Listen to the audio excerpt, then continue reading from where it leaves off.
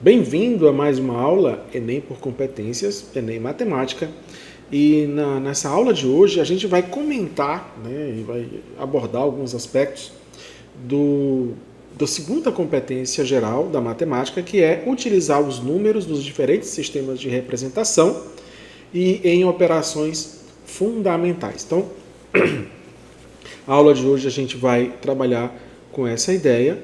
Só para lembrar, um exemplo bem simples é converter um número decimal que está no conjunto, por exemplo, dos racionais e ver formas diferentes de representação desse número, transformando, por exemplo, a fração no número percentual ou número percentual no número decimal, que é o com vírgulas, e converter um dado número, um dado valor em reais para outra moeda. Poderia ser uma regra de 3 bem tranquila.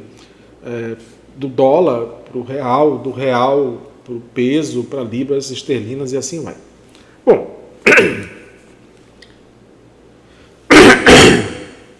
Bom, então aqui a gente pode pensar sobre essa ideia de números reais. A gente pode pensar no seguinte: os números eles podem ser representados de várias maneiras, dependendo do contexto ou do sistema numérico em questão. Alguns mais comuns, o conjuntos naturais, que são o conjunto dos números que a gente conta, pode começar ou não do zero, isso não importa nesse momento na sua vida, mas tanto faz, é o número para contar. 1, 2, 3, 4, 5, 6 e assim vai. Quando a gente acrescenta o zero mais os números negativos, nós temos o conjunto dos inteiros. A partir daí, eu posso ter uma junção. Se eu pegar dois inteiros e dividir um pelo outro, colocar numa fração, ou seja, numa divisão, eu vou ter o conjunto dos racionais, em que eu represento de forma fracionária, mas não só, também tem a forma decimal de representar isso. Mas são números, por definição, que podem ser representados na forma de fração, certo? 2/3.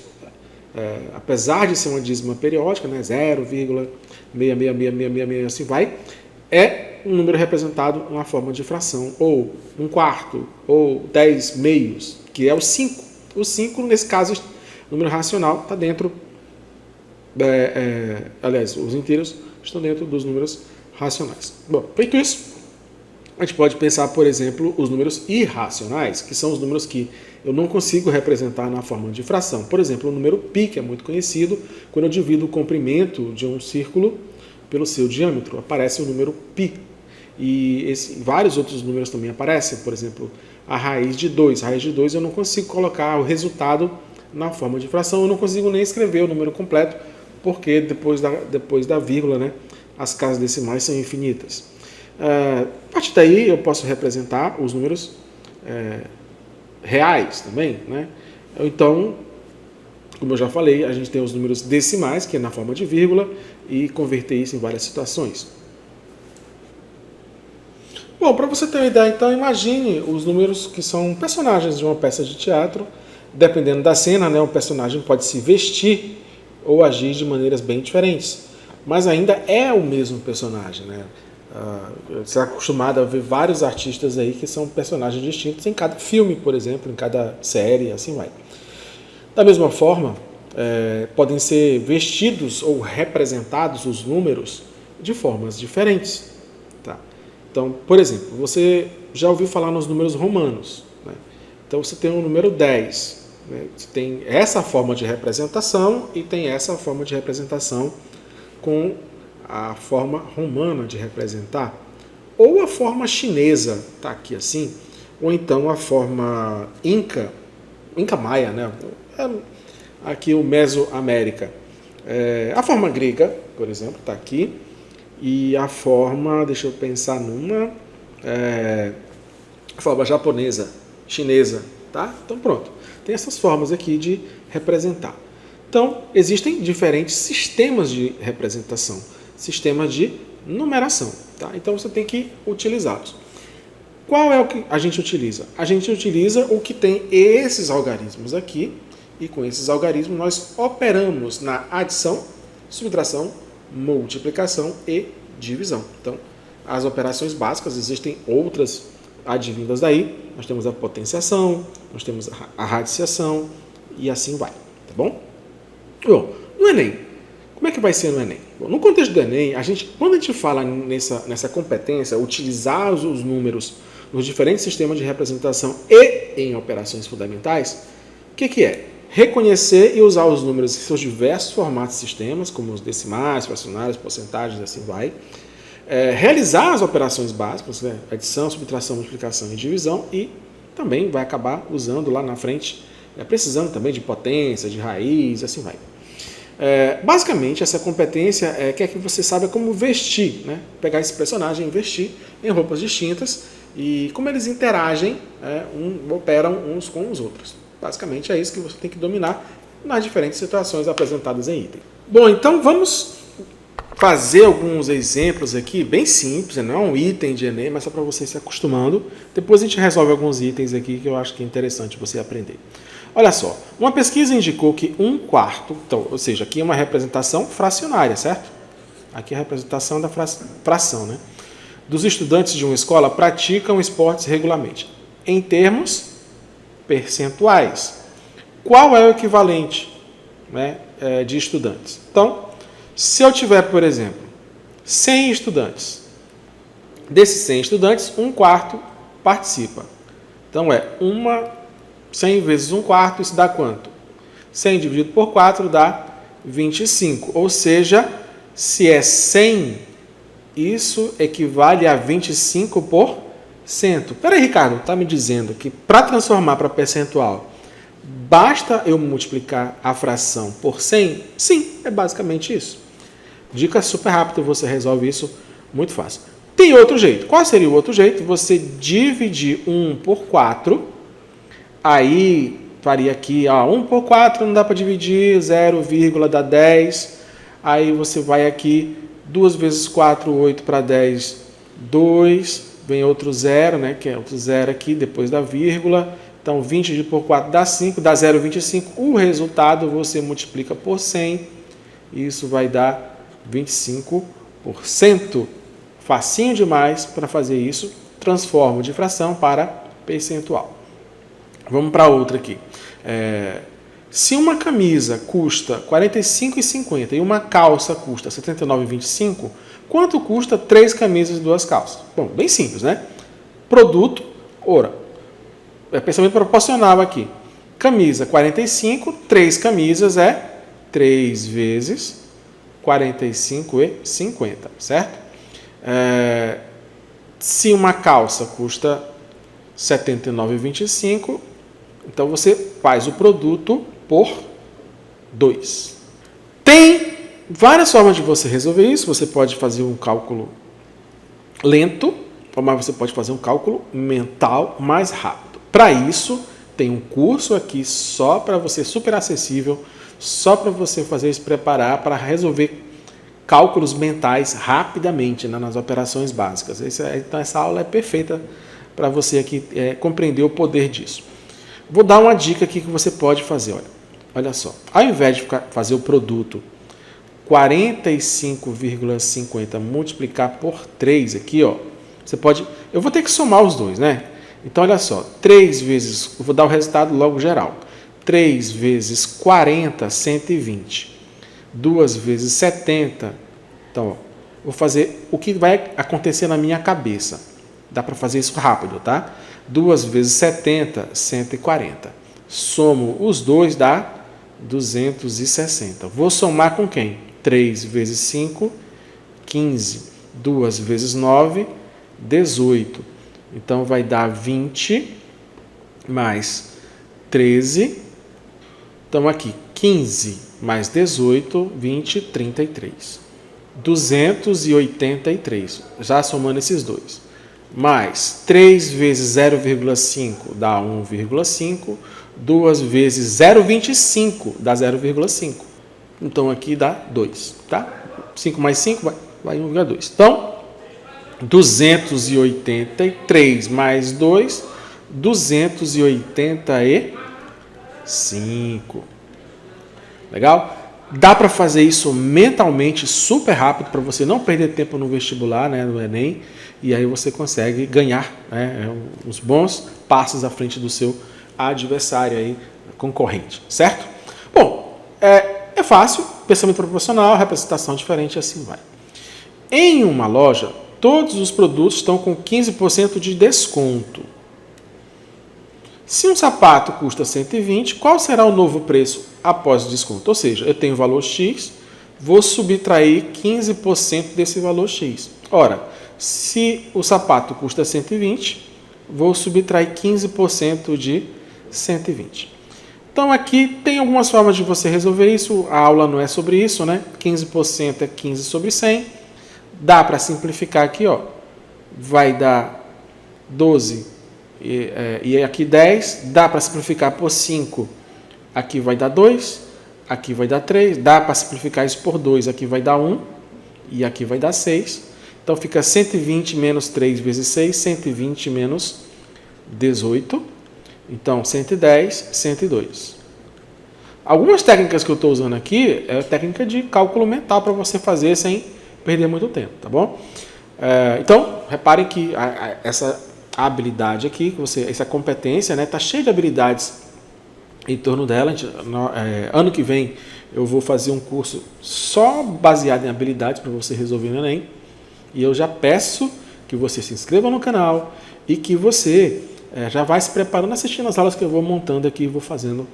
Essas 10 competências vão ser aulas gratuitas, mas você, se quiser aí de repente acompanhar a gente no próximo ano, ou neste ano que você está vendo agora, você faça inscrição no curso aqui, Enem por competências, tá bom? Olha só, essa questão aqui é só para você enriquecer mais aí sua capacidade de resolver, né, problemas, que é essa conversão da base binária para a base decimal ou da base decimal para a base binária. Então, uma das bases mais utilizadas para representar um número é a base decimal. Entretanto, os computadores trabalham com números na base binária, o 0, 1. Nessa base, qualquer número natural é representado usando apenas os algarismos 0, 1. Por exemplo, as representações do número 9 e 12 na base binária é 1, né? O 9 é representado como sendo 1, 0, 0, 1 e o 12, 1, 1, 0, 0. Tá bom? É bem simples a forma dessa conversão. Vou até dar uma aula sobre isso futuramente. A operação de adição na base binária segue um algoritmo similar ao utilizado na base decimal, como detalhado no quadro. Olha, quando eu somar 0 mais 0, dá 0. Quando eu somar 0 mais 1, dá 1. Quando eu somar 1 mais 0 é 1. E quando eu somar 1 mais 1 é 1, 0. Tá bom? Não vai achar que é o 10 aqui. Então, ó, 1, 0 mais 1, 0. Ó, 0 mais 0, 0. 1 mais 1, 1, 0. Beleza? Considerando então essas informações, o resultado da adição do 9 mais 12 vai ser... Bom, 9 é isso, né? 1, 0, 0, 1. E o 12 vai ser 1, 1, 0, 0. Então vamos seguir, é só seguir a regra, né? 1 mais 0 é 1, 0 mais 0, 0, 0 mais 1, 1 e 1 mais 1, 10. Não é 10, é 1, 0. Bom, e aí o que acontece aqui assim é o resultado, tá bom? É bem simples. Essa questão aqui é só para você, eu estou na representação decimal ou binária e vou passar para outra. E é isso. E as operações básicas, beleza? Então, esse é o entendimento. Vamos lá. Olha outra questão aqui interessante, né? Está falando do sistema de numeração romano. Então, como é que é o sistema de numeração romano? Ele ainda é utilizado em muitos lugares, relógios analógicos usam, você vê aí em introdução de cinema, né, de filme, em vários lugares, né? Então, capa de livro, capítulo e assim vai. Séculos, né? Século XIV, XIX, e ordem cronológica de papas, de reis, um monte de coisa. Então você pode perceber que tem muito exemplo que a gente usa até hoje. A gente só não opera mais com eles, mas a gente representa muito. Então, quais são as letras que são utilizadas para representar os números? I vale 1, X vale 10, C vale 100 e M vale 1000. E as secundárias? V vale 5, L vale 50 e D vale 500, tá bom? Então, uma coisa interessante, o I vale, né, o I é porque, olha, unidade, 1. E o 5 unidades. Reparem que isso forma um V. Não sei se você já tinha visto isso. E forma um V. E se eu pegar um V em cima de outro V, vai formar um X, tá? Eu não sei se é verdade, mas é uma forma de você até gravar o 1, né, o 5 e o 10. Tudo bem? Então, as regras para escrever os números romanos é bem simples, né? Não existe símbolo correspondente ao zero, diferente do nosso, né, os algarismos indo-arábicos. Os símbolos fundamentais podem ser repetidos no máximo até 3 vezes e seus valores são adicionados. Por exemplo, x é 30, i é 3. Tá? Não existe v. Tá? É só o i, o x, o c e o m que pode repetir. Uma letra posta à esquerda de outra maior, né, de maior valor, indica uma subtração. Tá? Então, ix é 10 menos 1, iv é 5 menos 1. Tá? XL, né? L vale 50, o X vale 10, então é 50 menos 10. Uma letra posta à direita de outra maior vale a adição, tá? XI é 10 mais 1, 11. LX, né, 50 mais 10, 60. Em uma cidade europeia, há uma placa indicando o ano de sua fundação. Basicamente, aqui, você vai pegar este número e quantos anos de fundação essa cidade comemorar em 2050. Está aqui a fundação, a data de fundação, tem esse valor aqui, eu vou subtrair quando eu transformar isso aqui na nossa representação indo-arábica decimal. Como é que a gente faz isso? É só seguir a regrinha, né? Pegar aqui, ó, MCD, como está atrás, né, o C atrás do D, o que acontece? D vale 500, 500 menos C, menos 100, 400. Então aqui seria isso aqui, ó, 400. Aqui é 1000, LX, né? LX vai ser 50 mais 10, 60. E ix, 10 menos 1, 9. Então, 1469. Pega esse valor, subtrai. 2050 menos 1469, a cidade, então, comemorar 581 anos. Tranquilo demais, né? Não é tão difícil assim quando você já entende o processo de conversão de romano para decimal. E a subtração você, né, vê desde sempre. Então, é bem tranquilo. Vamos ver aqui outro. Agora, esse aqui é um pouco mais interessante. Alguns modelos de rádios automotivos estão protegidos por um código de segurança para ativar o sistema de áudio. Deve-se digitar o código secreto composto por 4 algarismos.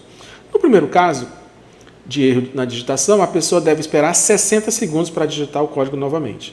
O tempo de espera duplica em relação ao tempo de espera anterior a cada digitação errada. Beleza? Então vai entendendo aí, vai guardando. Uma pessoa conseguiu ativar o rádio somente na 4ª tentativa. Então, primeira errou, segunda errou, terceira errou, na 4ª conseguiu, sendo de 30 segundos o tempo gasto para a digitação do código secreto a cada tentativa. Então, nos casos de digitação incorreta, ela iniciou a nova tentativa imediatamente após a liberação do sistema de espera. O tempo total, portanto, em segundo, gasto por essa pessoa para ativar o rádio foi igual a. Então, vamos seguir, né, o processo.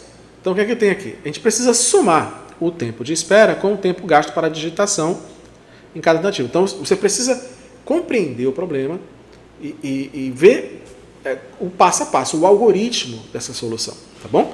Então, você precisa pensar muito bem. Não tem dificuldade, é só uma adição no sentido da soma. Só que tem que entender o processo para poder fazer a soma corretamente, tá bom? Então, vamos lá. Primeira tentativa, digitação levou 30 segundos. Foi incorreta? Espera 60. Segunda tentativa, digitação de mais 30 segundos, porque cada tentativa são 30 segundos. Como foi incorreta novamente, né, só na 4ª ele conseguiu, o tempo de espera duplicou. Então, 2 vezes 60, esperou 120. Terceira tentativa, demorou mais 30 segundos. Como errou a terceira vez, né, duplica. Então, 2 vezes 120, que foi a anterior. E na 4ª, 30 segundos, consegue ativar o rádio nessa tentativa. Então, não há mais tempo de espera, acabou-se. Agora é só somar. Então, eu tenho 30 na primeira digitação, 60 de espera. 30 na segunda, 120 de espera. 30 na terceira, 240 na espera. 30 na 4ª digitação, somando isso, dá 540 segundos. Tranquilo. Só seguir passo a passo e entender corretamente a dificuldade. Aí talvez você pudesse só dobrar os 60 e não esquecer de ter que dobrar da situação anterior. E aí a adição é tranquila. Né? Já é um pouquinho mais assim elaborada a questão, mas também não é nada difícil. Talvez uma questão de nível médio aqui, tá bom? Bom, para a gente encerrar, né, essa é uma questão item de Enem. Um asteroide batizado, né, de 2013, TV-135, passou aproximadamente 6,7 vezes 10 elevado a 6, tá? Aí tem que entender de notação científica, né? Quilômetros da Terra. A presença do objeto espacial nas proximidades da Terra foi detectada por astrônomos ucranianos que alertaram para uma possível volta do asteroide em 2032. Tá aí a fonte. A pergunta né, o valor posicional do algarismo 7, presente na notação científica da distância em quilômetro, entre o asteroide e a Terra corresponde a... Então, olha só, 6,7 vezes 10 elevado a 6. Né? 10 elevado a 6 é quanto? É o 10, né? É o 1 seguido de 6 zeros. Então, é 6,7 vezes 1 milhão. Então, dá 6, aí essa vírgula aqui vai 6 ordens. Né?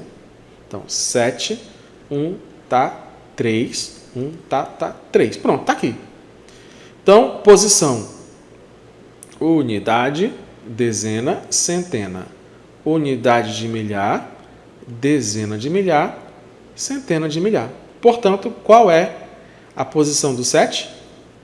Centena de milhar. Fácil, desde que você saiba sistema posicional, desde que você entenda, né, de notação científica, você consegue responder essa questão com uma certa rapidez, né? E aí é tranquilo para você responder. Bom, para entender a competência, você já entendeu aí como é que é essa questão, né, das representações, da utilização disso nas operações. Basicamente, é isso. Você não precisa de muita elaboração, não são questões assim... Dá para tornar difícil? Dá, mas você repara que boa parte aí é nível fácil ou é nível médio, né? Bem mais complicado. Teria que relacionar com outras situações para ficar mais difícil. Mas é isso. Espero que você tenha gostado da aula de hoje. Se inscreva. Dá uma olhadinha no meu curso aí, na proposta do meu curso aí de cálculo mental. E aí você, na próxima aula, a gente vai falar da competência 3 e aí você vai compreendendo cada vez mais as competências gerais da matemática. Depois, no curso futuro, vamos falar de habilidades, tá bom? Tchau, tchau, até a próxima aula.